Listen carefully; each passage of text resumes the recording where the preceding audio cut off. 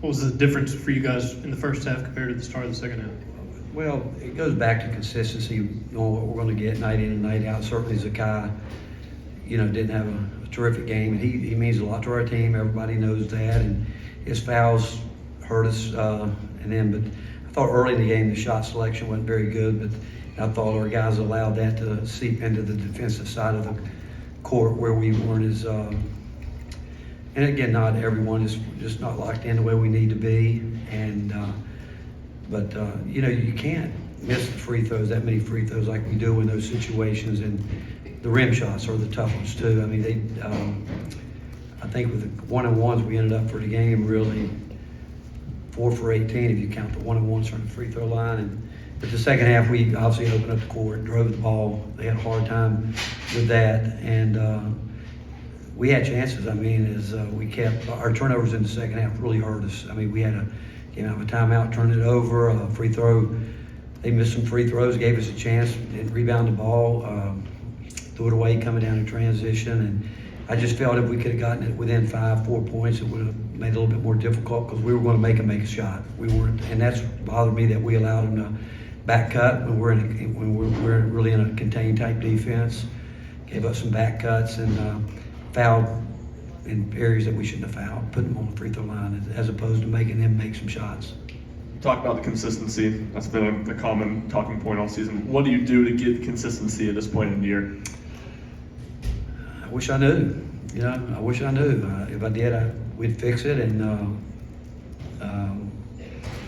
it's just, I think it goes back, and I don't understand it, to be quite honest with you. As much time as we spend with our guys talking about doing your job, playing your role night in and night out, and not letting emotion get the best of us sometimes when we, like I thought, again, we played hard in the second half, but when you're coming back, emotion starts to kick in, you still got to make smart plays. And we just had too many plays in the second half, and again, they gave us some chances. They did. They opened the door for us, and we pretty much had our chances, but every time we had a chance to come down and had to miss some rim shots. But I wish I knew the answer to that. I really do. As much as time as we spend to talk about it, I wish we could figure it out.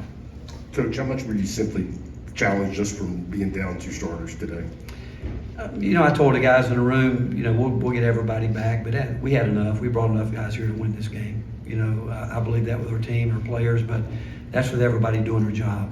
And we got a group of guys that they work hard, they do it, but it goes back to consistency. And we need, we knew how people were going to play us. They didn't show us anything. They didn't do one thing that we were caught off guard by. We didn't.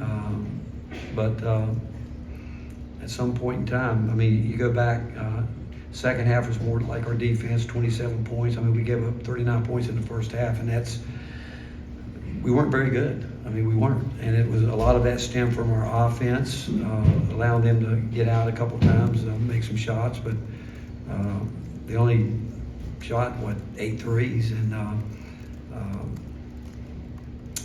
we knew what we had to do, and we just didn't do it in the first half. Second half, again, we came back, and we scored 35. We should have scored 45, and we didn't. Rick, what are the challenges coaching a team when you don't know exactly what you're going to get night in and night out? I guess specifically looking at the way your guys played Wednesday and then the way they played today. When you go into games, I think all coaches, and I've said it to you guys before, that if you really get down to the bottom of it, you ask the coach before a game what he's concerned about, he would probably say making shots. But that's also we know that we can win without making shots. But what we did in the first half, we couldn't. I mean, our mindset should be if we're not shooting well, they're not going to shoot well. But I thought tonight we allowed, in the first half, the offensive mind, we were missing shots. And you could see it. I mean, we're around our guys enough. We know their body language, and they allowed what was happening on the offensive end to filter over into the defensive side, and that's not who we normally are. But it goes back to, we talk about if guys would just take the shots we work on with, and we don't expect them to make them all. We don't, but we do. I mean, there at the end of the game, it looked like we were playing volleyball back and forth across the rim. Those plays you got to finish it, but it's again, we got a good basketball team, and we're going to again, I've seen a lot of teams up and down with it. As long as we'll get consistent with our effort. I mean, you saw defensively what we did, and we've done it pretty much all year. I mean, everybody knows we do that, but the first half of the night we didn't, and we allowed them to get out there, and we fought back quick, but we shouldn't have spotted them 20 points like we did. Rick, when you miss free throws at that clip, is that mental, or I mean, can you explain missing that many in a game? I can't, it's funny during the game, I turned around and saw Kyle Macy there. I said, "You want to go shoot these?" Because he made a bunch of them. But I mean, they missed some too. I mean, some key guys, right? Didn't have a couple shooters but I think it goes back. I think free throw shooting can be a lot like putting and golf. I think you've got to have your routine. I think you got to go up there confident, know that if you put your stroke on, it's going to go in, and I think that's the key to it. And not guys can get it in their head, and it can be torture for them mentally. But it goes back to mental toughness again, knowing that all you can do is rely on your practice habits and trust your routine, and truly believe if you go through it, you're going to make the majority of them. Rick, one of the guys back here, one of the guys that Cal has really wrestled with all year, how to use him and what to do with him, is Chris Livingston. And since you guys' first meeting, he's kind of emerged. I wonder, from your perspective, how does the way he's playing maybe change Kentucky? Well, again, I think he made some good plays. And I thought he was back cut and he was moving, and he get a double.